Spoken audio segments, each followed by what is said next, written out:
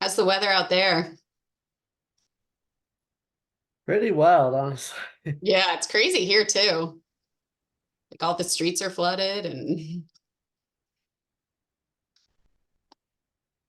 Should go by pretty quickly, I think. yeah, I bet your surf has got to be huge.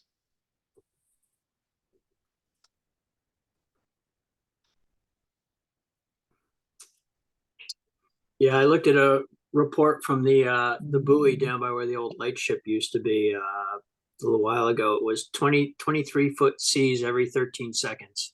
Whoa. That's big. That's significant. Yeah, geez. I imagine the south shore of the island is going to lose a pretty good chunk of itself after this one. Yeah. My goodness. We'll see if Smith's Point's still attached or not. Yikes. I was wondering if you guys still had power out there.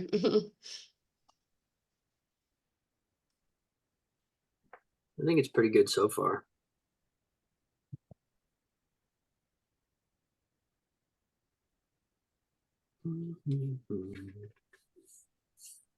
Doesn't look like the trailer's online though. I know, not yet. I know Dave Franzuto can't make it.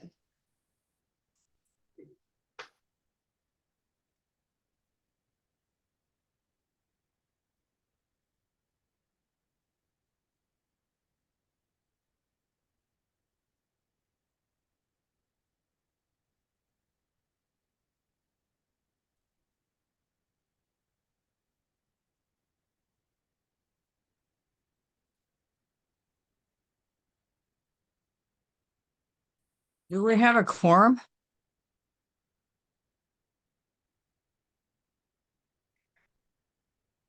Well, the trailer's not online yet, so I don't know. Let's see, we've got 1, 2, 3, 4 of us here. I'm The not sure trailer who probably the trailer iPhone- probably blew away, but there you go.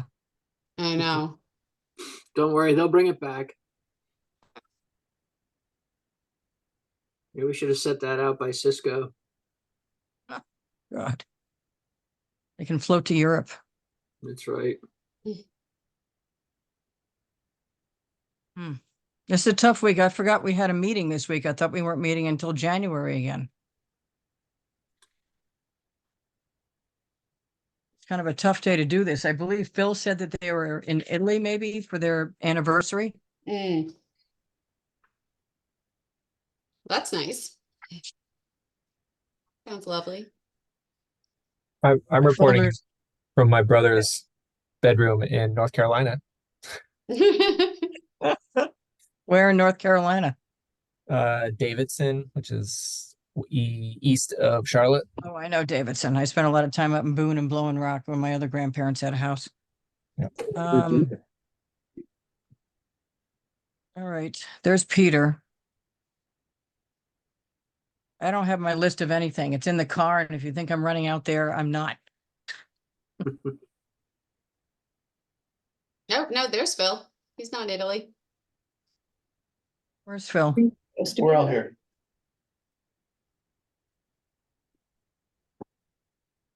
Where's Phil? On the owl. All right, sorry, I had to turn on the owl. Oh, I don't see anybody. I don't see the owl at all. I don't know who's on the phone, which is a 508-364-4784. It has to identify yourself or put your name on the phone. Otherwise, you can't participate. Okay, it's Steve McKenna from CZM. All right, just put your name over there or something. Okay, I think thanks. I can change it, probably. Well, we can't see who's in the room. You should I be see- able to, Linda, if you go to, are you I in see gallery Tara. view? Yeah, I'm in gallery view. I see Tara, Phil, Jeff, and is it Samantha's in there? Yep. Oh, good. All right, so Tara, Phil, Jeff, Sam. Is there anybody else in there besides you guys? Nope, just us. No. Okay, and we have Seth. Can we turn the Steve. volume down, do you think? Emily. What did you want turned down? You. Oh, geez, usually I'm sitting far away from the computer. No, it's quite, Well, that's unusual good. because usually I can't hear anybody when I'm sitting in the room on Zoom. All right, so I guess we do have a quorum. Who's iPhone 8? Now we can't hear Steve. We took our Yeah, that's sound away from the Steve owl. McKenna, CCM. All right, who's iPhone 8? You have to identify yourself or put your name on it, otherwise you can't participate. Yeah, Steve McKenna from CCM. I'm trying to find that. I'm doing this from my phone. So No, I got you on there. You got the little phone logo with your name, but now there's another person, iPhone 8. Hmm.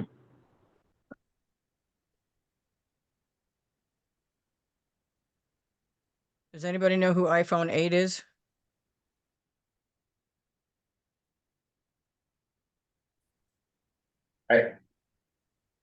I do not. I can remove them if we need to. Here a second ago?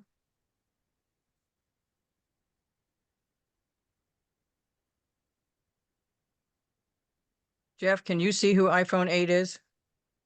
No, I don't know who that is unless they say something out loud.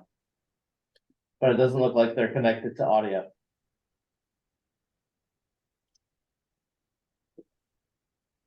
Oh, you know what? I think it's Steve. I think Steve's coming in twice. Oh, I think that's technically, yeah, if I can merge them. I think I just merged. oh, my apologies. I didn't realize that. Yeah, all right, then put his name back on there again, but Peter was just here and I just lost him. there. All right, well, I guess Jeff, do you have the speech or do I have to go hunting for it? I don't have it handy in All here. right, if I change the view, hold I on. can go get it. I can get it off of my Word docs. Hold on. I have it somewhere. I can go get it from the other room. No, let's just leave them alone. They're being cranky. Is there somebody in the other room? I would just say, Linda, just say this meeting is being held in a hybrid fashion and then take a roll call vote for all participants. And we'll be close enough. God, that can make it easier. All right, this meeting is being held as a hybrid. There will be public participation should any of the members of the public show up. I'm going to do a roll. This is the December 18th meeting of the Harbor Plan Update Committee. I'm going to call your names. Please respond. Seth, Here. Steve, Here, Emily, Here. Bill, Here, Samantha, Here. and I don't see Peter anymore unless someone else can see him.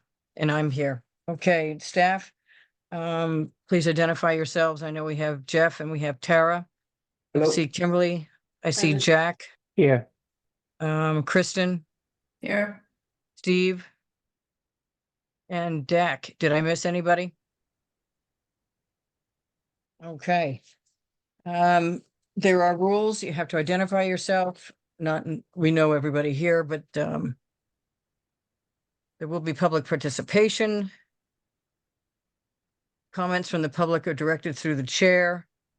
And we're going to move on now. We have an agenda. Does somebody want to approve the agenda?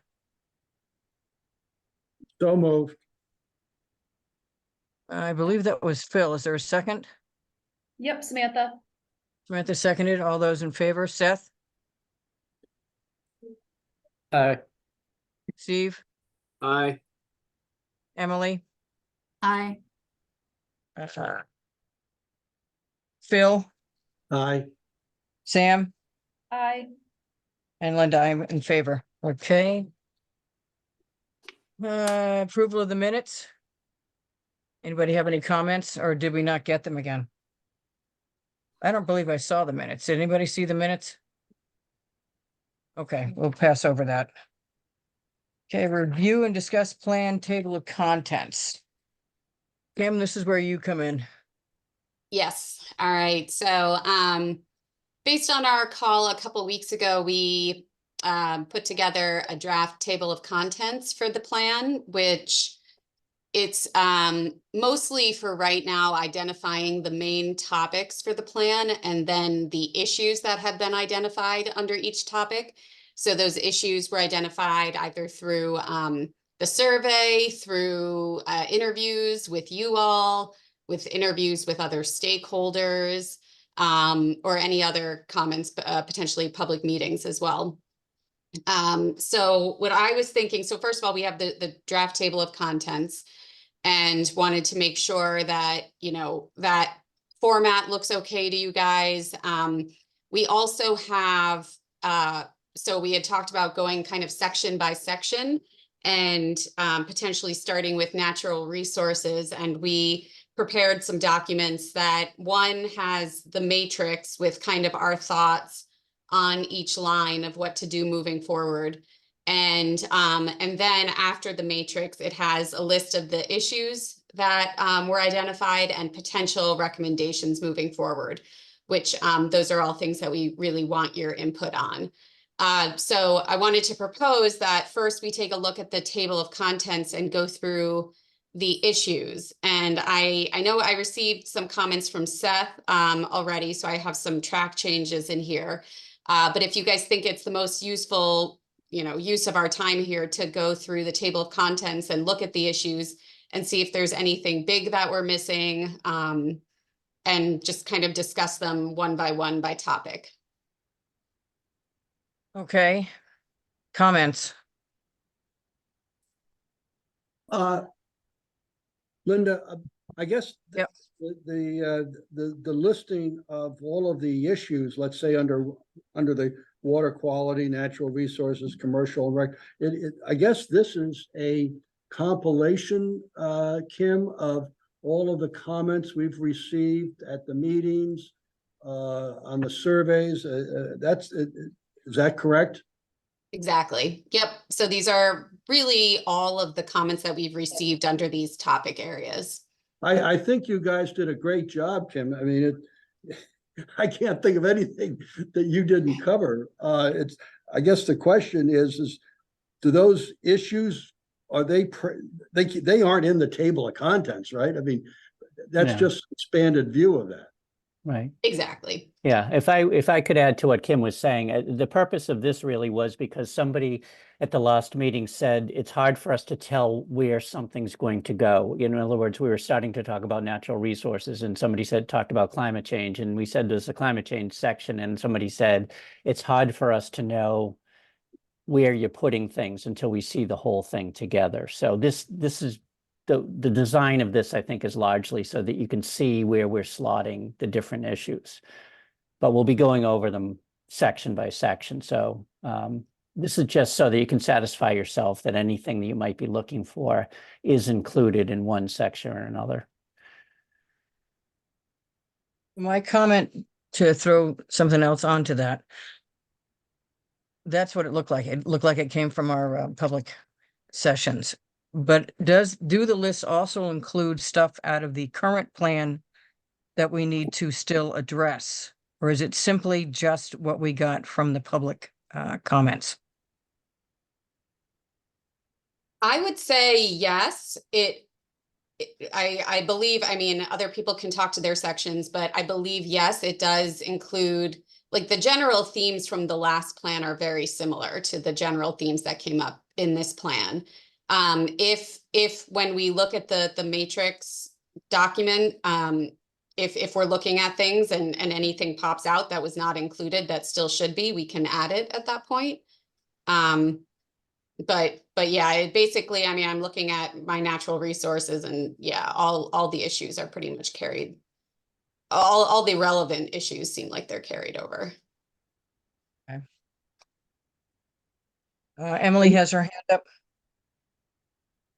Yeah, thank you. I just wanted to clarify, Kim had mentioned incorporating some comments from Seth and track changes, and I just wasn't sure, is that already in the document you sent around, or do you have another one you could share on the screen, or?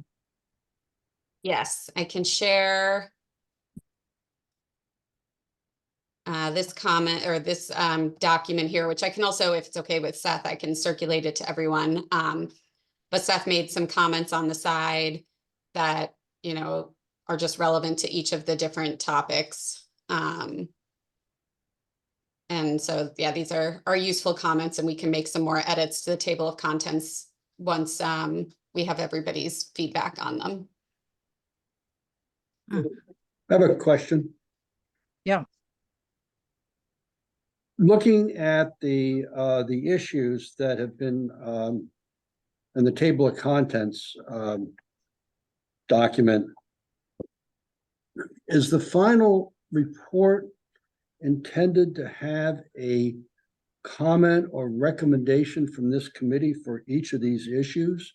I mean, how is this report going to look like when it gets bound up and delivered to somebody? Yeah, so right now this is mostly just the big kind of brain dump of all the issues. A lot of them kind of overlap with each other, so we would tighten this up and make it, you know, bring together the key themes. If these are all the big issues that people are identifying, you know, we don't want to miss any of them, but I think it will look a lot cleaner. This is more just very drafty, you know, these are the big things that we've heard. Does that make sense? Well, it does, but I guess the question is, are we as a committee expected to do anything more than list the issues? Or if we are, what are we expected to do? I guess the state is going to look at whatever we deliver and say, you know, that's, you know, are they going to expect us to do something more than list the issues? So ideally, we would come up with recommendations for the Yeah. majority of these issues, which we started doing, and we have some recommendations already kind of formulating. Obviously, they have to be recommendations that actually work with the committee. So there might be some things that, you know, there might be some issues in here, some that get a little more controversial when it gets into public access and, you know, high tide versus low tide. And some of those things might be outside of the scope of this plan. But in an ideal world, you know, with the issues that really seem relevant and you know, things that we can tackle, we'd like to make recommendations for those. I think we're looking for what Phil's getting at is an implementation plan. Mhm. And back when we did the first one, we had those of us who came up with the plan, and then they had a whole separate group that came up with the implementation and the bylaws and all that stuff. How do we implement the plan that we came up with? It was a separate group. So I'd like to avoid that. So maybe as much of the implementation we can get into this plan as part of our recommendations, the better off we are, because it was a little disjointed between those of us who are on the creation of the plan and then that second group. I think there was maybe one or two people. Maybe Dave was on both, but I wasn't on both, not until the second time around. So I think we need to be careful that we just don't leave it hanging in someone else who's not related to all of our discussions or all the public hearings, et cetera, has no idea what how we got here.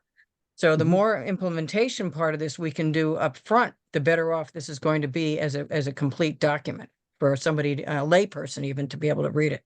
Does that make sense? It does. I mean, the committee that prepared the plan last time did that implementation matrix. We're the ones that prepared that.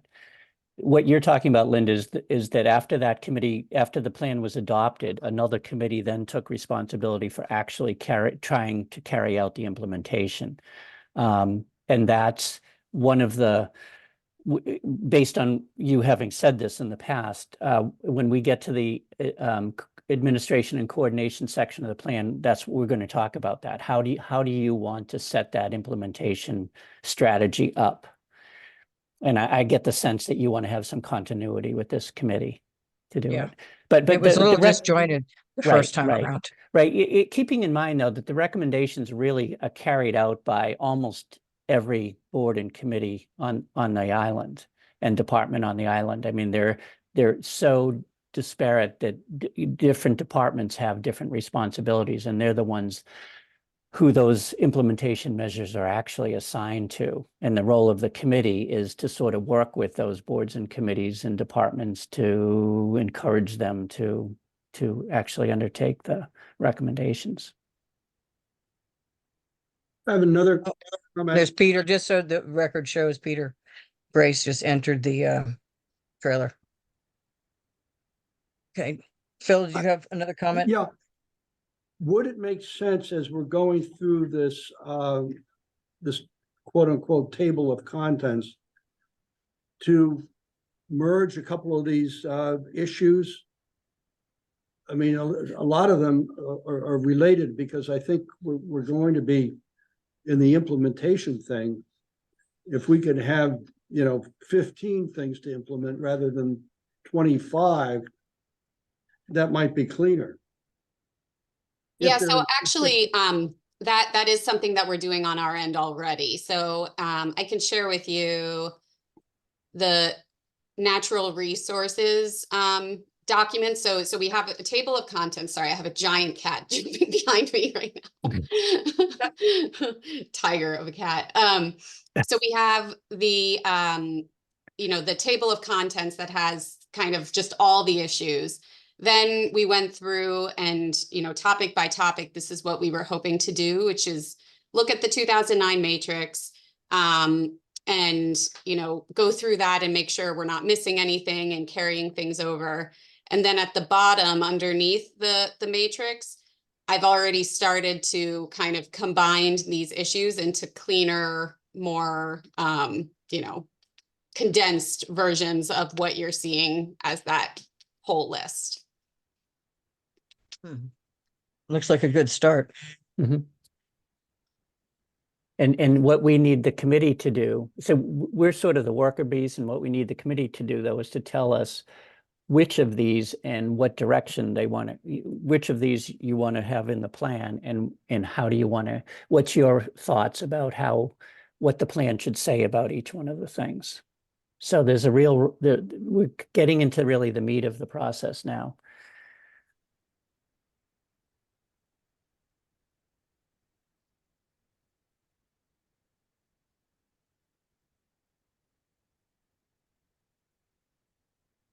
So does that all make sense to people in terms of moving forward? Wanted to see how you guys wanted to do this process. If you want to look at kind of the laundry list of issues topic by topic and just, make sure that we've gotten all of them. Or I don't know if people have already reviewed it and already have comments. I know I have Seth's, which I just sent to people. But we can go through that and kind of go topic by topic, or we could just start with diving into natural resources and start, looking at the issues, make sure it's an issue you guys want to include in there, and then talk about recommendations. I've got one more comment, and then Yep. I'll try. Mhm. But it seems to me, we as a committee are not going to be executing any of these items.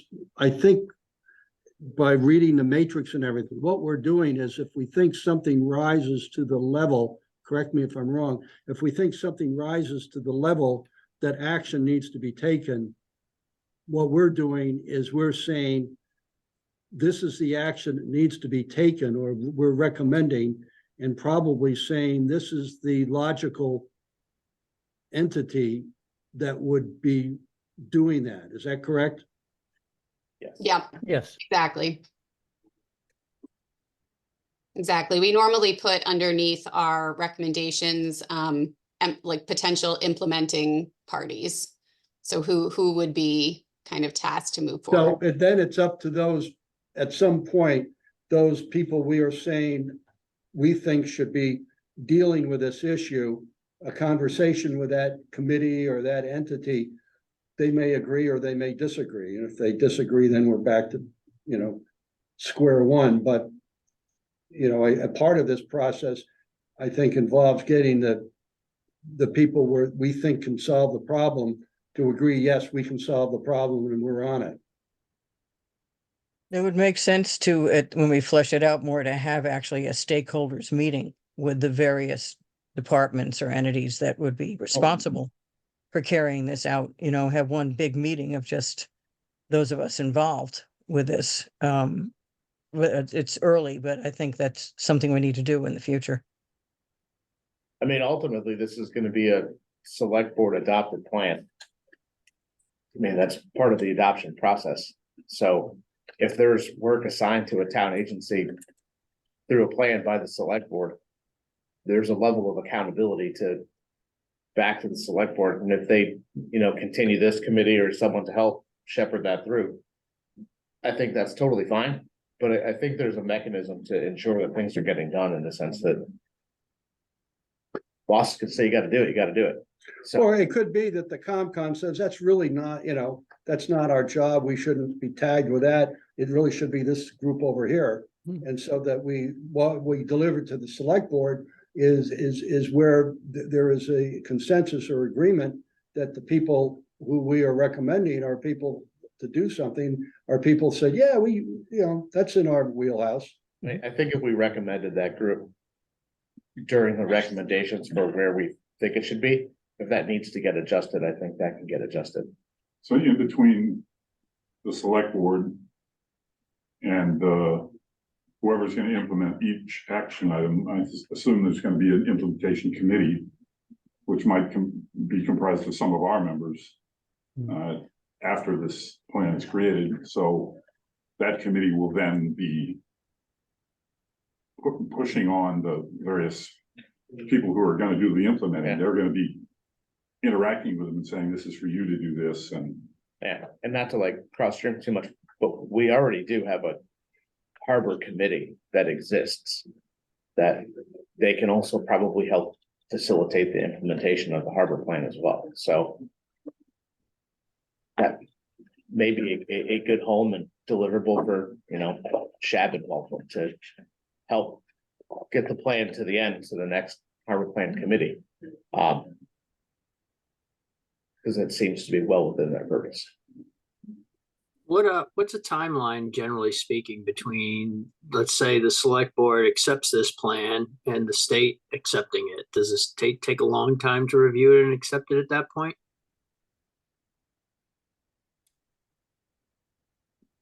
Does anybody have, Jack, do you know the answer to some in general? Well, I have an answer, but I'd let Steve McKenna answer it if he would, because he'll Okay. just have to correct me anyway. I know, Steve, you Dave, still are there? you still with us? There's a slash through his phone, so maybe Oh, he got. okay. Yeah, Steve, I could ask you to unmute. Okay, there we go. Hey, sorry about that. I was on mute and I was straightening out my phone. So the timeline, once it gets submitted, there's a public hearing that we do within 30 days of the submittal. Then there's a period, they call it a consultation period, if there's any issues raised that need to be addressed. And once that closes, there's 60 days to issue. But normally, you know, without any unforeseen issues that come up, usually that's, you know, within a couple months, 2-month period. So relatively quickly in government speak. Mhm. Thank you.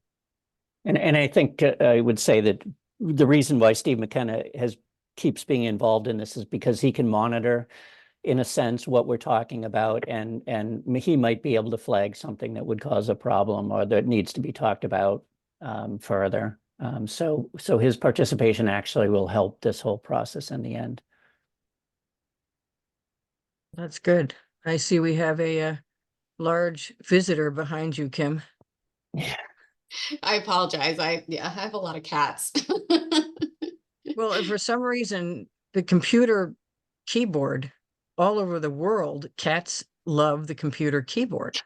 Maybe it's some weird thing with the heat from the screen. Who knows? But cats go right for the keyboard. Yep. All right. So So I guess I wanted to propose to the committee, how would you guys like to proceed with the information you have? Do you think it's useful to go into kind of dig into the list of issues and make sure that, you know, we've got everything we need, or if there's something there you think that should be removed, we talk about removing it. Either that, or we can just already start with kind of the condensed list of issues and talk about those and you know, specifically focusing on natural resources.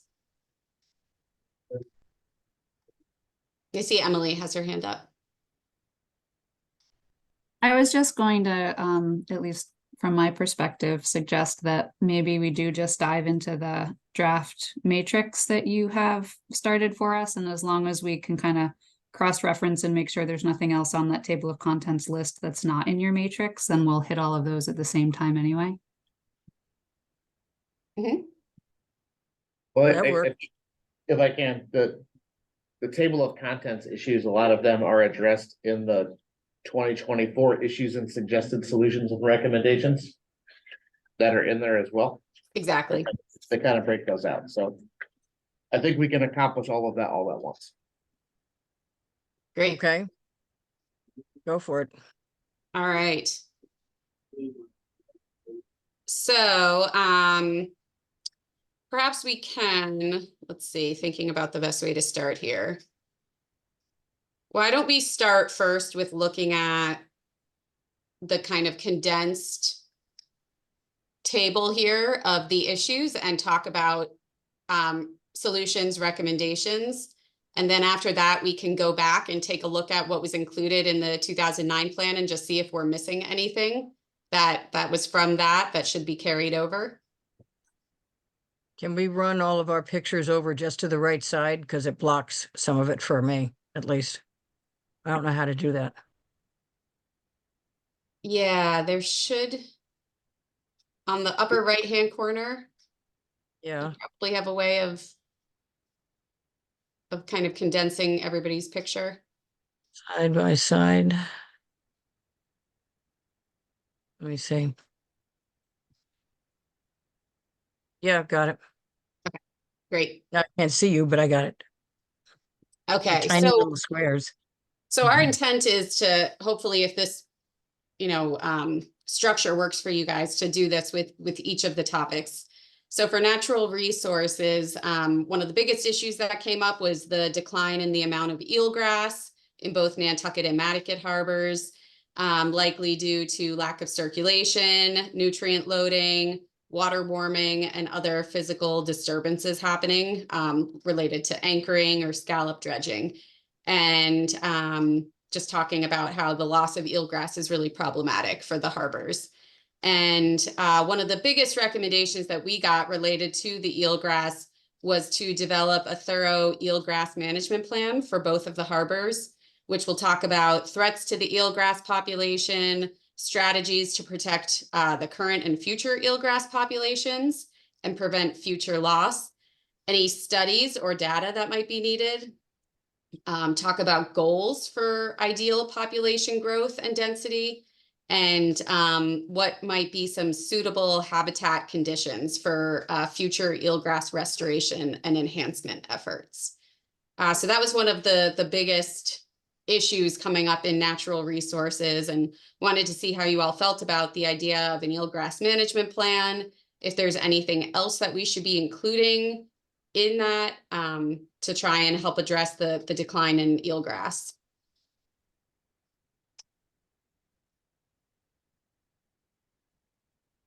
Emily has her hand up.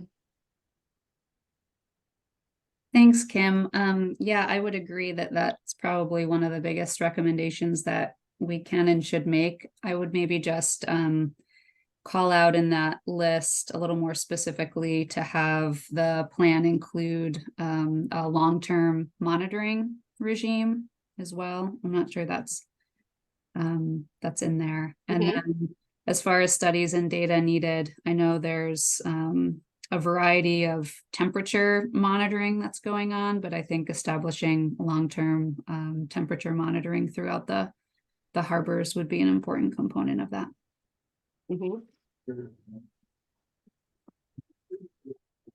Great.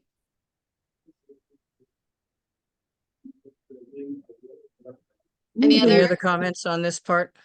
Yeah, this is Phil. Who do we think might be in the best position to pull together a management plan? Probably our office and natural resources. Yeah. Would probably be the most logical spot for that. Do you have the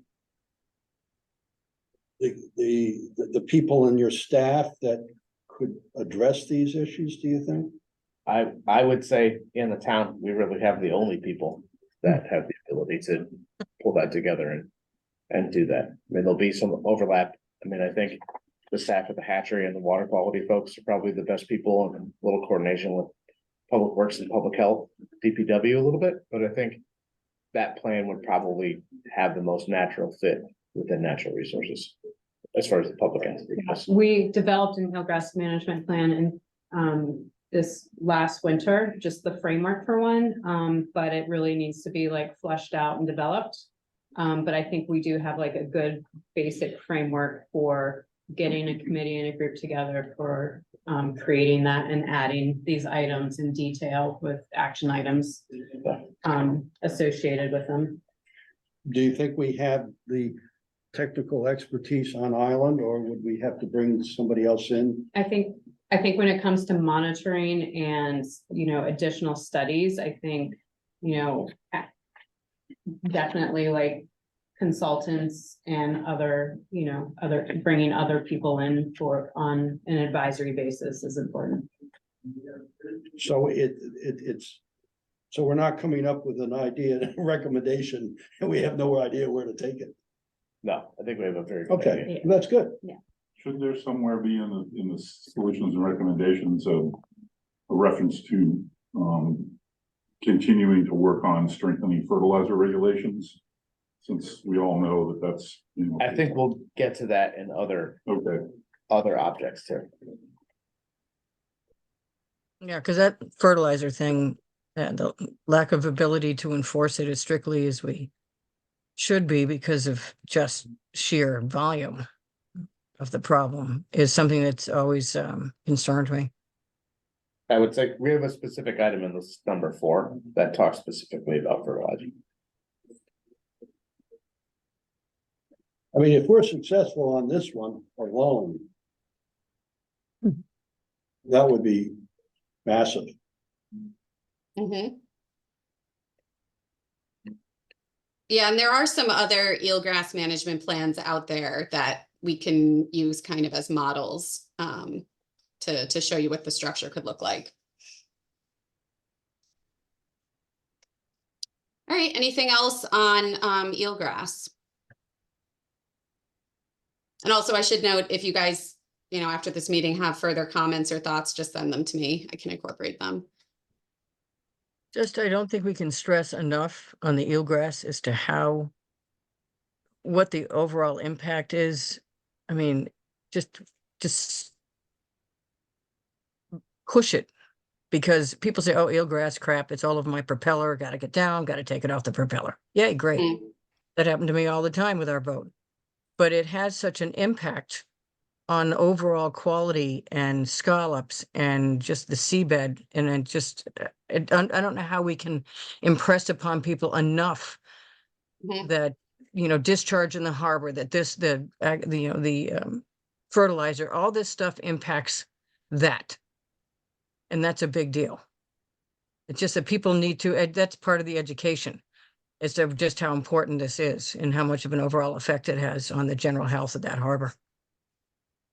Linda, I think that the fact that at the town meeting, not this last year, but the previous year, when that fertilizer thing passed, I didn't really think it had a chance. I was really happy to see. I mean, the sense of the whole room was, this is a big deal.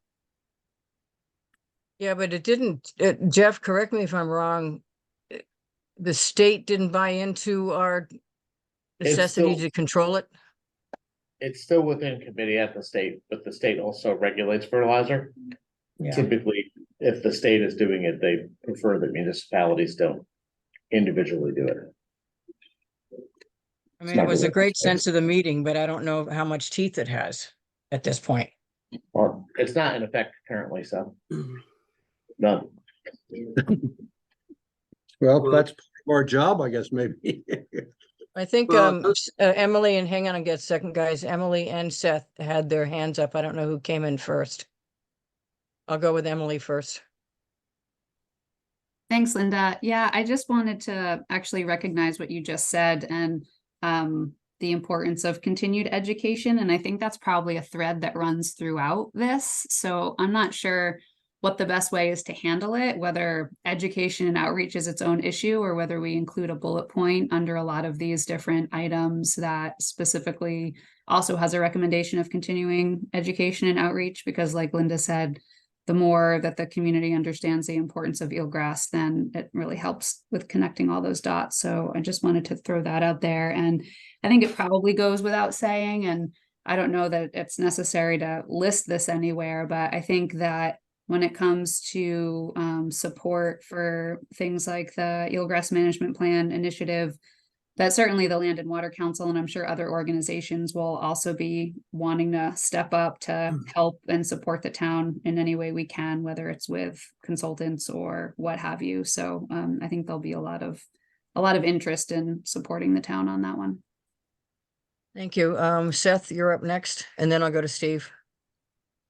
Thank you. Just quickly related to the fertilizer ban that I think people are talking about, that is effectively dead. So it was never reported out of committee at the state level, and then the session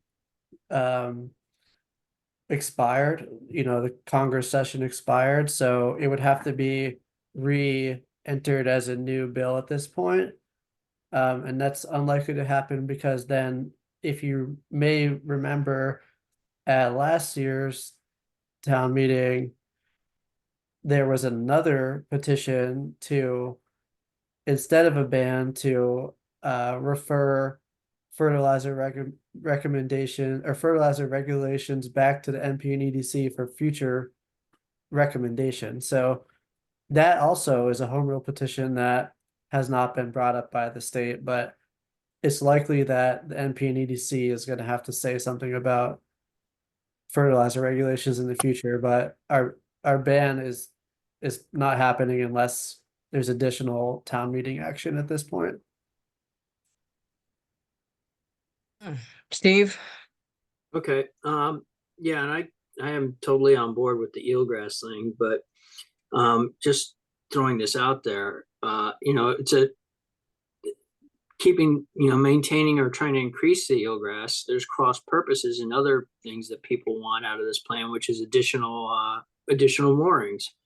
And moorings and mooring scouring is, it's not as big an issue, I guess, as the fertilizer, but it is certainly, is an issue with the degradation and the loss of eelgrass. So I don't necessarily personally feel like there is a great need for additional moorings because I think it's pretty full, but that's just something that the public has, also wanted. They want the eelgrass and they want more moorings, and so they're kind of at cross purposes. I just thought I'd mention that. Well, that's a conundrum, because there's as Dave said, there's very little extra mooring space out there without really causing an impact to the creeks or some other part of the harbor, And I don't or the see path of travel. And I don't see any way to reduce the number of moorings at this point without, a human outcry. For sure. Okay, keep going. That's it for me. Where are we on this thing now? I know, All I right. noticed that you're typing in stuff as we go along, which is great. Yes. Okay, good. So anything else on eelgrass? On deck is salt marsh. Okay, moving on to salt marshes. So the salt marsh population has generally declined in the harbors since the 2009 Harbor Management Plan, likely due to a number of factors, including storms resulting in sand covering the marshes and killing them, climate change and sea level rise, erosion, people walking on the marshes and causing damage, motorboat damage, invasive species, Phragmites, and generally more needs to be understood about the potential impacts of dredging and if dredging encourages sediment to move towards the dredged areas. and away from the salt marshes, which that would then lead to negatively impacting the salt marsh habitat. Also, there was talk about how some culverts were potentially blocked, maybe near the Nantucket Field Station. And that results then in the salt marsh not being able to do its role with flooding, and talking about potentially cleaning the culvert. I'm not sure if there are more culverts. I just heard about one near the Nantucket Field Station, but that was an issue that was mentioned. That's And- interesting because, as you know, there was one over by the yacht club that was, I can't remember the details of it, but there was a street drain that was draining directly into the harbor. Mhm. I'm not Oh, sure is that's it? the only one that does that either. Well, no, but I think if the general goal is focused towards better documentation, maintenance, and understanding the impacts of our direct discharges, those Yeah. can be ticked off one at a time. Yeah, that's a good bullet point right there. Mhm. You get Yeah, all there- kinds of There are a nasty lot of, stuff. There are a lot of not them. just one. And some of them don't necessarily impact salt marsh areas, but some of them do.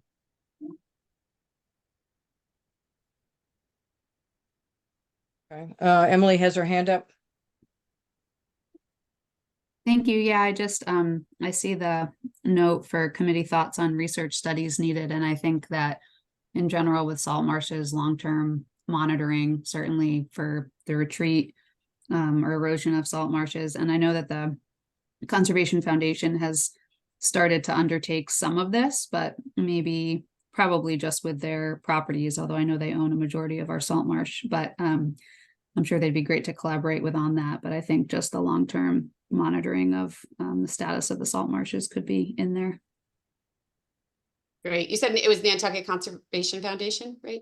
Yes. Yeah. Okay. Yeah, I did talk to Jen over there, and she gave me a bunch of good information. Yeah, the other big chunk is owned by the land bank. And there are still some privately owned because I'm working at one right now at 131 Orange Street. She owns that acreage across the street. Yeah. And the town does not own it, and they have not taken it. And there's still some salt marsh areas that are privately owned. So I think we need to sort of scope out private ownership of some of the salt marshes Mhm. and find out how we can work with those people. You can't work with her, but you can work with most of these people. Steve has his hand up. Yep. Yeah, it's just, and correct me if I'm wrong, but we're speaking with Jen and from the coastal resilience plan and things like that, that it's my understanding that salt marshes in general around the harbor are going to naturally increase with the rise of oceans, and that they're going to, places that have been somewhat dry or just, occasionally wet are going to be constantly wet, and naturally going to, the salt marshes are naturally going to, march toward the land.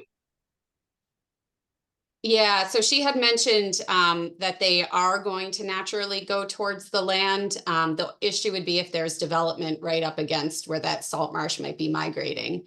And so one of the recommendations, which I'm not really sure how you do this exactly, but thinking about development and roads and trying to allow for there to be some space for salt marshes to retreat inward. I'm not sure if there's much being done on the island about that, but that was a big thing that came up. Could we, I don't know, is this the right place to have a mention of continued support for what the Conservation Commission is doing to expand the buffer zones that are protecting Go salt there, marshes? Peter. What? We've given that up at the moment. We've given it up? Yep. For the time being. Well, I still think there should be some sort of mention in there so it isn't forgotten. Oh, it's not forgotten.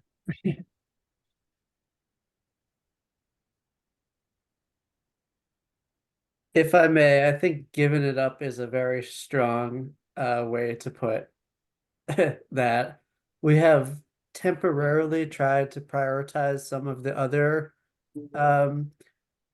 changes to the bylaws in hopes of expediting a regulatory update with the intent to then go back and then do the buffer zone change after that. Giving up is certainly not the intent. I would also say too, just real quickly, that I would say that maybe fits better with number 8, with the any issues related to bylaws. Is, I don't know, I like general statements like continued strengthening of environmental regulations or increasing protections to sensitive areas. And not super specific things, because I think super specific really pens you in. And if you can have that discussion, you can get usually better results. Yeah, Agreed. yeah, definitely. Yep. Because there may be other ways to get to that other than just strictly in that way. To foster creativity. Mhm. Great. Positive discussion.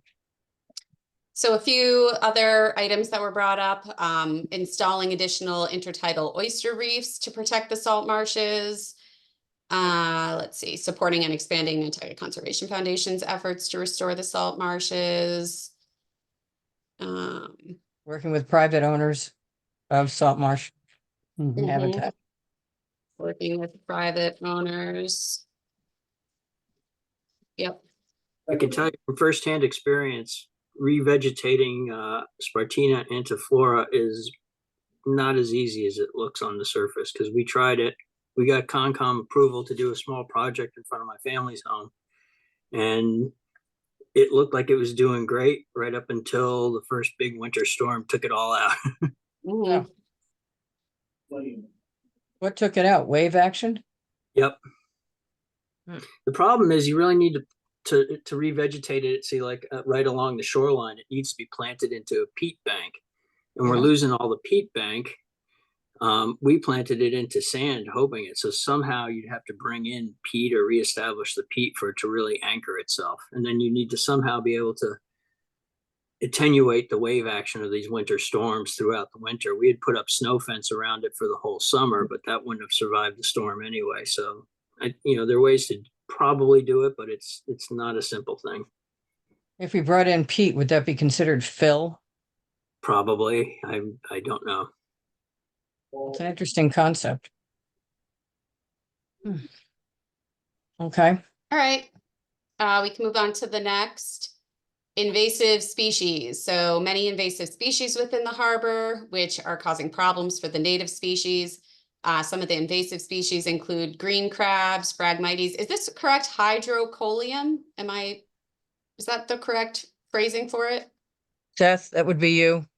It's all one word, yes. Okay. There's also potentially a different kind, but I can send you those names. Okay, great. And that the hydrocoleum smothers eelgrass and is a sign of excess nutrients. Now, So I should guess that word, hold on, should that Yep. word nutrients be harmful nutrients instead of just excess nutrients? No, I like excess better because they're not necessarily harmful. There's just too but they much of it. are If there's too many. Okay. Something, hi, this is Peter. I don't know how you work this in, but the Nantucket Biodiversity Initiative has a invasive species subcommittee. And they work on things like this. I'm not on that committee, but I am a partnering member of the Nantucket Biodiversity Initiative. It might be a way to keep them in the loop somehow. Yep. What do you think about that, Seth? Yep, I was going to suggest that actually NBI has two subcommittees that are relevant here. One is the Aquatic Threats Committee, which is exactly trying to prevent against this type of invasive activity in the harbor areas and the pond areas. And then there's the Invasive Plant Species Committee, which is really more about the plants themselves. I would say though, like I prefer being general here. Like the hydrocoleum is one thing, but there's Lingbia, there's lots of tunicates, there's marine worms, there's all sorts of stuff that's invasive. I think we just say, invasive species, and we don't know, we can't predict what is going to be the biggest thing of concern in any specific year. I know 5 years ago, there was an alarm sounded from people on the Cape about clinging jellyfish, which was like supposed to be the most invasive thing of all time, and had showed up on the Cape, and they were warning us to look for it, and I don't think it's ever been seen here. So we kind of need to be a little bit proactive, but also reactionary to the fact that invasions are not static. They change all the time, and we have to respond to what they are. Great.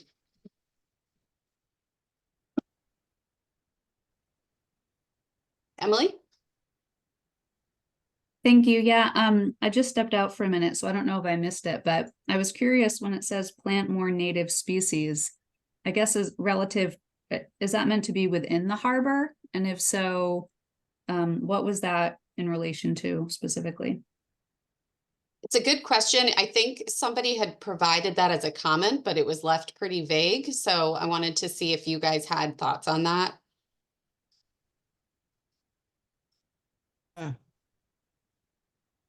Well, I mean, in the harbor itself, I mean, really the only native species is eelgrass. We don't really have a lot of like submerged and emergent vegetation in the harbor itself.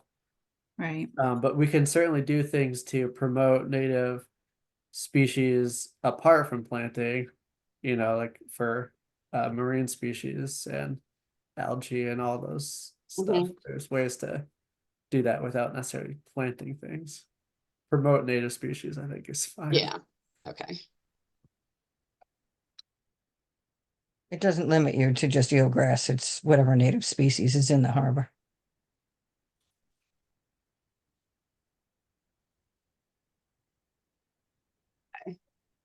Any big, so it sounds like you're saying it's better to be a little more general with the invasive species, maybe provide a few examples, but that there are lots of different invasive species, and to kind of, be flexible with adapting to what's prevalent each year.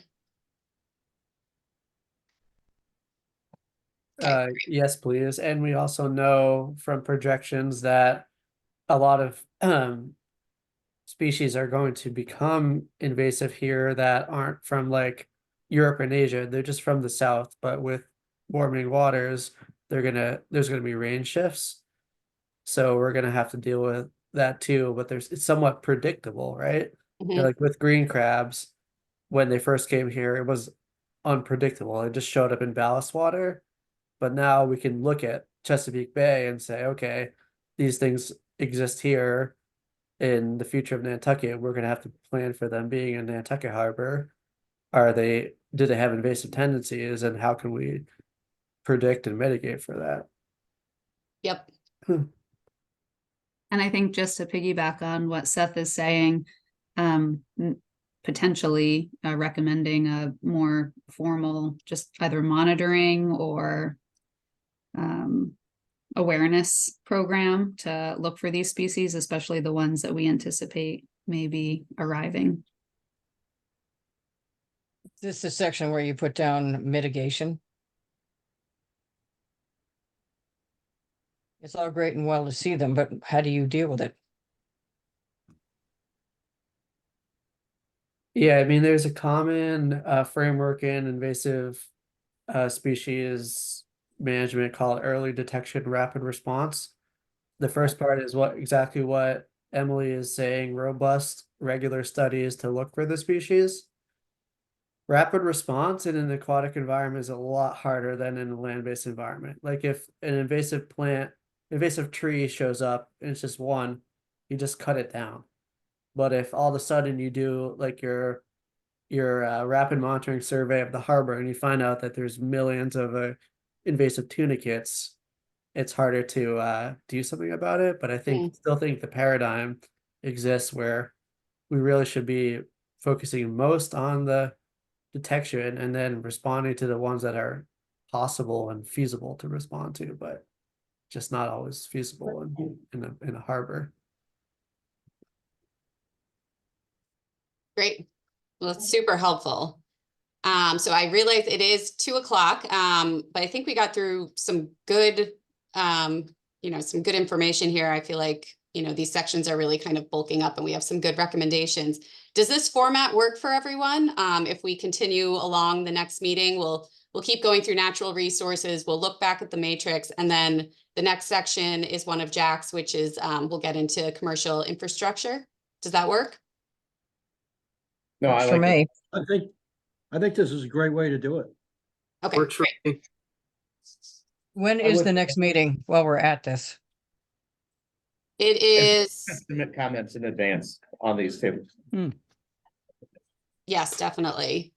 So the next meeting is January 8th. Before that meeting, I'll resend documents again, and feel free to make comments before the meeting if you'd like to. Take a look at them before the meeting, and then we can dive right in. Okay, everybody okay? Yeah, I'll try and be on time. All right. Okay. Great. Thank you, everybody. Somebody want to make a motion to adjourn? I'll move. That was Peter, and is there a second? Samantha, seconded. Okay, all those in favor, Phil, Aye.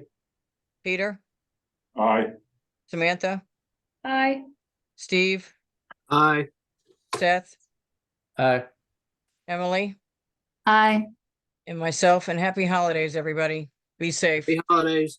You Same. too. Same to Happy you. holidays. Happy everything. Bye. All the above.